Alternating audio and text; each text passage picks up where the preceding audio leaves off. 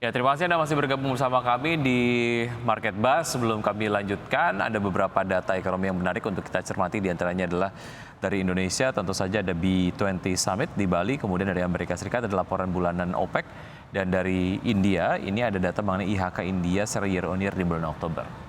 Dari agenda emiten pemirsa ada JASS akan RUPS, berikut juga MSIN akan RUPS, ITMG DPS dividen tunai interim, dan MLBI DPS dividen tunai interim, SKRN juga akan DPS dividen tunai interim, PNGO X dividen tunai, berikut juga SGROX dividen tunai interim, dan BBSI DPS HMETD. Oke. Dan pagi hari ini pemirsa kita akan berbincang bersama dengan CEO dari PT Elkoran Vidi Indonesia Investama. Di sana ada Pak Fendi Susianto. Selamat pagi Pak Fendi. Selamat pagi Risa dan Vicky. Ya, terima kasih Pak Fendi sudah bergabung bersama kami di Market Buzz. Pak Fendi, sehat selalu. Kalau bicara mengenai apa yang kemudian dilakukan oleh China sendiri terkait dengan lockdown yang dilonggarkan begitu kebijakannya, ini dinilai akan memberikan dampak positif terhadap kenaikan dari harga minyak. Sejauh mana ini akan berimplikasi terhadap saham-saham berbasis energi ataupun mungkin specifically untuk saham-saham yang berbasis energi di fosil ataupun minyak, Pak Fendi? Ya, memang kalau kita lihat kan China sendiri kan negara yang memang konsumen energi yang terbesar ya, ataupun komoditi ya. Karena memang itu pasarnya ada di sana. Termasuk Indonesia itu juga ekspor terbesar juga di China juga, terutama ekspor tentang komoditi. Dan kita lihat memang seiring dengan mulai dilonggarkannya lockdown di China, di kota-kota besar di sana yang sudah berlangsung sebenarnya cukup lama ini ya, kita tunggu-tunggu ya. Itu membuat ekspektasinya meningkat kembali terhadap permintaan energi, ya, terutama dari China yang selama ini cukup melanda ya. Kita lihat akibat COVID yang melanda di sana. Dan ini memberikan harapan baru dan bisa dilihat dari apa yang terjadi di behavior-nya di market. Kita lihat harga minyak ya global ada dua di sini, ada Brent minyak Brent, kemudian juga West Texas Intermediate juga sebelumnya kan sebelum ada pengurangan pengetatan ini mengalami tekanan ya dalam sepanjang beberapa pekan ini ya, turun ya cukup tajam dari 120 ke level 95-an atau 96-an untuk minyak Brent, dan kemudian untuk minyak WTI juga turun kurang lebih sekitar 88 sampai 89 US per barel. Nah, ini permintaan yang juga meningkat ini disertai juga kebetulan juga ada mulai pembatasan aliran minyak dari Rusia ke Eropa ya, yang akan diberlakukan mungkin sekitar bulan depan. Itu juga diiringi juga musim dingin juga, ini membuat ya cukup berpengaruh besar ya, di mana harga minyak potensinya akan naik ya. Kita lihat akibat permintaan yang besar dari China. Nah, kita lihat sendiri sudah mulai merangkak ya, sudah mulai naik sedikit demi sedikit dari posisi yang terendah. Dan kita lihat nampaknya ini akan berlanjut ya, harga minyak kenaikannya pada beberapa bulan ke depan. Apakah itu artinya menarik untuk mencermati saham-saham berbasis energi, mungkin dari tambang, batu bara, ataupun lebih ke tambang logam? Ya, tentu saja ini dampaknya juga positif ya untuk saham-saham berbasis energi di Indonesia. Ya, tadi kita sebutkan karena memang saham-saham energi itu sangat sensitif terhadap pergerakan harga komoditasnya sendiri itu di pasar dan ekspektasinya ke depan. Kita lihat saham-saham pertambangan, terutama saham-saham pertambangan batu bara juga punya potensi yang besar juga untuk kembali meningkat ya, seiring dengan meningkatnya permintaan dari China ini yang sudah mulai longgar ya pengetatannya. Kemudian saham-saham berbasis energi yang lainnya seperti metal, kita lihat juga punya potensi yang cukup besar untuk mengalami apresiasi, dan komoditas secara umum ya yang akan bisa terkerek naik karena saham-saham seperti misalnya saham perminyakan juga akan berpeluang besar untuk kembali mengalami apresiasi dengan adanya perkembangan terbaru dari China. Apalagi di US juga sudah mulai terjadi perbaikan ataupun recovery yang kita tunggu-tunggu selama ini ya. Jadi inflasinya yang menjadi suatu hal yang kita lawan bersama, kemarin sudah mulai turun ya ke level 7,7%, dari level 82% dari posisi bulan sebelumnya, ini menunjukkan bahwa sudah mulai confidence itu mengalami peningkatan yang besar sekali ya di pasar. Yang kita lihat juga kebetulan juga di Indonesia itu juga sedang menjadi tuan rumah nih. G20 yang memang tema-temanya juga berbasis energi yang juga akan berpengaruh positif. Oke, secara target sendiri untuk harga minyak di level berapa, Pak Fendi? Nah, kalau saya melihat dalam 3 bulan ke depan ini, seiring dengan tadi faktor-faktor tadi ya, ada permintaan yang meningkat dari China, kemudian juga ada potensi pembatasan aliran dari Rusia ke Eropa, dan juga OPEC juga akan mengontrol produksinya, dan juga diiringi dengan musim dingin yang juga cukup beberapa bulan ke depan. Nampaknya seperti misalnya Brent bisa sampai 115 targetnya, kemudian juga untuk WTI atau West Texas Intermediate, kalau menurut proyeksi saya bisa pada kisaran 105 sampai dengan 107 US per barel. Oke. Kita lihat ya rekomendasi saham pilihan dari Pak Fendi, Elkoran Vidi berikut ini pemirsa. Selengkapnya bisa Anda saksikan di layar. Ya, untuk Bank BRI dengan rekomendasi buy on weakness, support di 4.590, resistance di 4.750. Sementara itu Arto rekomendasi sama, itu adalah buy on weakness. Semuanya ini rekomendasinya buy on weakness ya, dengan support di 5.700, kemudian resistance di 6.500. Ada Antam support di 2.050 dan resistance di 2.300, dan MDKA support di 4.250 dan resistance di 4.700. Oke, itu dia ya saham-saham yang direkomendasikan. Memang tidak ada tambang batubara misalnya. Apa yang membuat Anda lebih banyak ke banking kemudian tambang logam? Ya, saya melihat ini selain fundamental juga momentum strategi ya. Jadi momentum strategi melihat bagaimana potensinya high probable atau tidak. Kita lihat misalnya saham perbankan memang secara fundamental juga sangat strong, dan ini dia adalah saham-saham yang penggerak pasar, dan memang fund flow juga arahnya ke beberapa ke dua saham perbankan ataupun saham perbankan tersebut ya. Kemudian seperti Arto juga momentum ini ya, kaitannya dengan pergerakan harga yang sudah mulai terjadi titik balik ya.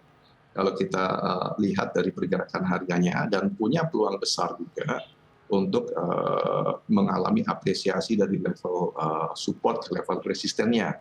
Ya, kemudian kalau saham-saham yang berbasis pertambangan metal terutama, itu memang juga secara momentum juga mengalami potensi pembalikan arah yang cukup besar ya, sehingga di sini untuk sepekan 2 pekan ke depan nampaknya ini adalah saham-saham yang berpeluang untuk bisa memperoleh apresiasi harga ya dalam waktu yang singkat. Baik, oke. Itu untuk BBRI kita akan bahas secara spesifik. Pak Fendi, apa yang menarik dari BBRI sendiri sehingga kemudian Anda merekomendasikan buy on weakness? Ya, BBRI kita kenal bersama memang saham perbankan yang cukup bagus ya, market cap-nya besar, kemudian juga kuat, fundamentalnya juga sangat strong, dan net interest margin-nya juga among the best ya, yang kita melihat, dan banyak cukup resilience terhadap potensi-potensi yang akan datang, misalnya perkembangan COVID dan lain sebagainya. Dan secara valuasi juga masih atraktif, dan momentumnya juga dalam posisi momentum yang menguat ya. Sehingga kita merekomendasikan untuk buy on weakness. Mengapa buy on weakness? Karena memang itu adalah risk management juga. Kita mesti harus melihat potensi terjadinya penurunan ya. Dan kalau kita melihat sampai dengan akhir pekan kemarin, itu kan di perdagangan di 4650 ataupun mengalami penguatan yang cukup signifikan ya. Dari level sebelumnya sekitar 4.500-an, 4.560. Lonjakan ini juga menandakan bahwa demand juga sedang dalam posisi meningkat secara teknikal ya. Jadi kita melihat bahwa cukup make sense juga dia akan mencapai ke posisi resistance level ya di 4750 dalam pekan ini atau 2 pekan mendatang. Oke, baik. Level terakhir di 4650 nampaknya cukup dekat dengan level support yang Anda rekomendasikan. Ya. Mainnya untuk BBRI sendiri untuk pendek atau menengah, Pak Fendi, mengingat target resistensinya juga cukup dekat dengan support. Ya, saya melihat ini untuk sepekan 2 pekan ya, Mas Vicky ya. Oke. Targetnya untuk jangka pendek saja, karena kita melihat lebih untuk lakukan trading purposes. Namun kalau kita lihat juga untuk jangka menengah juga panjang juga sangat menarik ya, karena memang tadi saya sampaikan secara fundamental juga sangat kuat ya Berapa saham target jangka menengah untuk BBRI, Pak Fendi? Ya, kalau kita melihat target jangka menengahnya untuk BRI, kalau kita lihat pada kisaran 5.100 sampai 5.200. Oke, 5.100-an ya. Baik, kita beralih ke perbankan tapi ini lebih ke bank digital. Bang Arto gitu ya, yang kita lihat memang menjadi top gainer sepekan, hampir 18% kenaikannya dari 4820 ke 5675 dalam sepekan, 18%. Dipicu juga faktor kinerja khususnya kenaikan nasabah yang naik 3 kali lipat 9 bulan pertama 2022 jadi 4,2 juta nasabah. Apakah hal ini yang membuat Anda merekomendasikan Bang Arto? Ya, salah satunya ini perkembangan dari bank digital Arto itu menarik ya dari sisi momentum juga, momentum strategi ya. Jadi kalau kita melihat setelah mengalami pelemahan hingga ke level 4.500-an ya, kemudian terjadi titik balik dengan harga posisi sekarang ini di kisaran 5.675 ya. Kita melihat potensinya masih terbuka secara teknikal juga untuk mengalami peningkatan hingga ke level 6.500 ya, sebagai resisten kuat. Meskipun di level itu menjadi tahanan yang sangat kuat. Artinya memang kita apabila mencapai level resisten 6.500 agak hati-hati juga karena di situ cukup kuat. Karena masih trennya dalam tren yang masih belum teruji mengalami pembalikan arah. Ini lebih banyak karena memang secara teknis saja momentumnya dia dalam sepekan 2 pekan ini punya peluang besar untuk mengalami apresiasi. Oke, berarti tidak untuk jangka menengah ya? Ya, saya melihat ini untuk lebih ke arah untuk spekulatif buy ya, untuk jangka pendek saja. Baik. Antam dan MDK analisisnya seperti apa? Kita akan lanjutkan usaha jeda berikut ini, Pak Fendi. Dan pemirsa tetap bersama kami akan segera kembali. Ya, terima kasih Anda masih bergabung bersama kami di Market Buzz dan kini kami masih berbincang bersama Pak Fendi. Kalau tadi kita sempat membahas mengenai BBRI dan juga ada Arto begitu ya, kita akan lanjutkan lagi saham yang Anda rekomendasikan Pak Fendi. Ada Antam dengan support di 2050, kemudian resistance di 2300. Analisisnya untuk Antam seperti apa Pak Fendi? Ya, saya pikir ini juga punya kaitannya juga dengan mulai meningkatnya permintaan global tentang mineral, saham-saham metal juga. Dan kita lihat tadi juga harga-harga komoditas untuk metal juga mengalami peningkatan.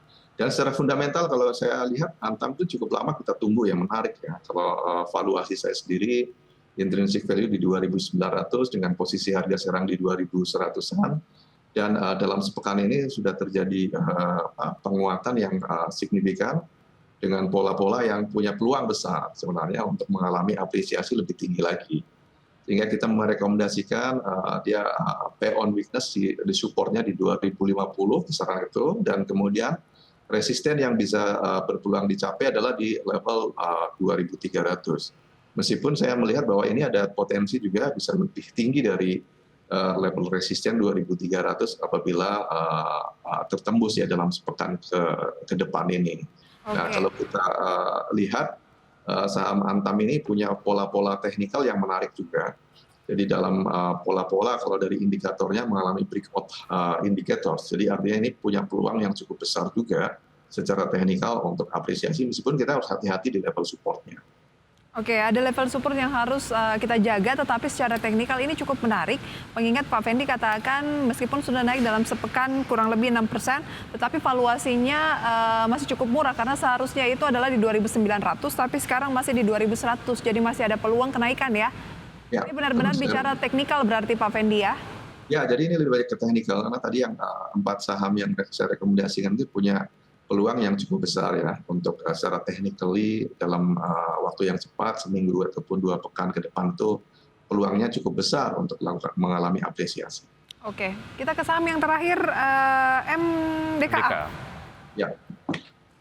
Juga saya pikir ini juga saham-saham yang terkait dengan mineral ya, dan kita lihat dia juga sama seperti Antam mengalami apresiasi harga, dan secara teknikal juga dia jadi indikatornya mengalami breakout harga sebenarnya.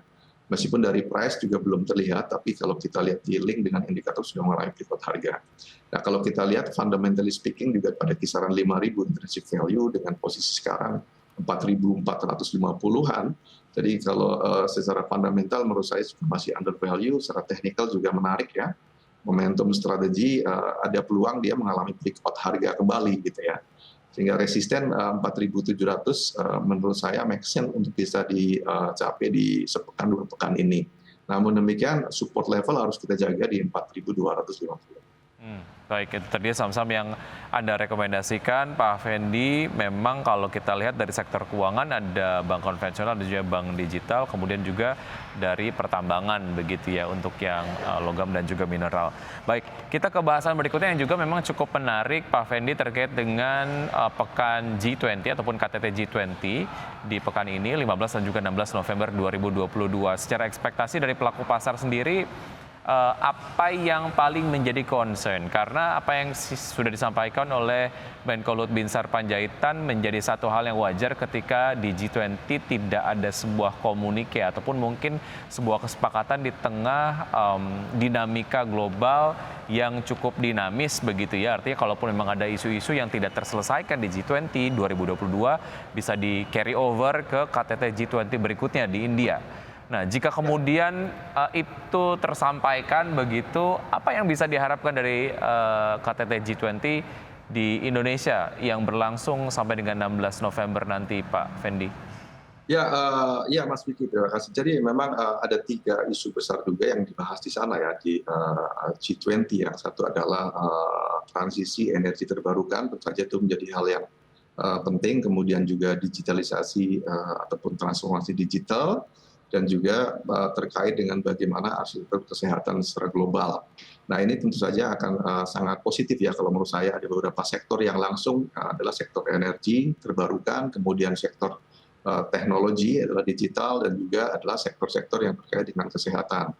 Nah, kalau memang kita cermati memang di sini tidak bisa kita katakan instan juga langsung ada dampak positif ya dari pembicaraan pertemuan dari negara-negara yang di dunia ya, yang kita menjadi tuan rumah. Tapi paling tidak di sini ada komitmen, kemudian juga ada deal dalam konteks konsolidasi dan penanganan bersama. Itu juga menjadikan suatu hal yang positif ya, terutama kalau kaitkan dengan saham-saham ataupun sektor-sektor ya. Sektor-sektor teknologi cukup menjadi concern, kemudian juga sektor energi terbarukan ya, yang berkaitan dengan dari mulai energi fosil ke energi yang bisa diperbaharui gitu ya. Kemudian juga persoalan kesehatan. Nah, ini tentu saja akan berdampak secara positif dari sisi momentumnya ya. Momentum adanya potensi komitmen bersama, konsolidasi ataupun bilateral deal antara beberapa negara ya, dari sisi aspek ketiga tersebut maupun aspek bisnisnya. Sampai kemudian nanti berlanjut di India di berikutnya. Menurut saya sih tetap memberikan dampak positif ya, yang akan bisa berlangsung dalam waktu setahun ke depan. Oke, Pak Fendi, berarti lebih ke energi yang khususnya ada perubahan di sana gitu ya. Kemudian teknologi dan juga ada kesehatan. Untuk lebih lengkapnya seperti apa sih market merespon pekan KTT G20 di Bali ini? Kita lihat pembukaan perdagangan pada pagi hari ini. Ya, betul sekali. IHSG dibuka menguat 0,09% di level 7.096,42. Kemudian Jakarta Islamic Index menguat 0,13% di level 613,252. LQ45 melemah 0,08% di level 1012,089. Ini data yang tercapture beberapa menit yang lalu ya. Oke, dan 2 saham rekomendasi dari Pak Fendi masuk dalam jajaran top gainers, di mana Arto melambung 16,7% di 5.800, MDKA 13,8%, 4.550 di menit pembukaan tadi, BBCA 0,28%, Zata naik 30,77%. Ya, saham yang di perdagangan sesi 1 dilepas banyak oleh investor adalah Telkom, BBRI, BMRI, dan juga Antam. Dengan pelemahan masing-masing 1,2%, 0,65%, 1,2%, 0,94%. Pak Fendi menarik 50-50 ya, 50-50. 50% masuk ke top gainers, 50% masuk ke top losers. Berarti yang top losers bisa langsung di buy on weakness, tapi yang masuk dalam gainers, Arton sekarang sudah agak lebih cooling down ya, 3,56% kenaikannya, dan MDK 2,47%. Apa yang harus dilakukan kalau Anda tadi bilang buy on weakness tapi masih melanjutkan kenaikan? Ya, kita lihat masih tetap aja ya bahwa kita ya the best buy adalah di posisi supportnya atau mendekati level supportnya ya. Apabila kemudian sudah langsung mengalami peningkatan ya kita tidak harus langsung memburunya menurut saya, tapi cukup dicermati, kemudian juga dilihat di level supportnya karena kan batasan resisten itu menjadi target ya. Ataupun harus kita komit terhadap itu. Apabila sudah tercapai ya memang kita berarti pada saat itu tidak harus untuk mengakumulasi di harga yang sudah mencapai level resistance. Baik Pak Fendi. Jadi mati saja ya untuk level Sebelum support. kita akhiri Pak Fendi, berapa target IHSG akhir tahun dari Alcoran Vidi? Saya melihat targetnya ada 7.350 yang dengan supportnya nanti akan lebih ke arah 7.200 sampai 7.210. Baik, oke. Pak Fendi, terima kasih sudah bergabung bersama kami di Market Buzz. Sukses untuk Anda. Sampai jumpa. Selamat pagi Pak Fendi. Terima kasih, Prisa dan Wiki. Ya. Oke, itu dia ya, nggak perlu dikejar katanya kalau udah naik ya kita perhatikan dulu dengan support resisten yang sudah diberikan tadi. Tapi ya keputusan investasi kembali ke pemirsa ya. Dan pemirsa tetap bersama kami. Usai jeda kami akan segera kembali dengan segmen Kreatif.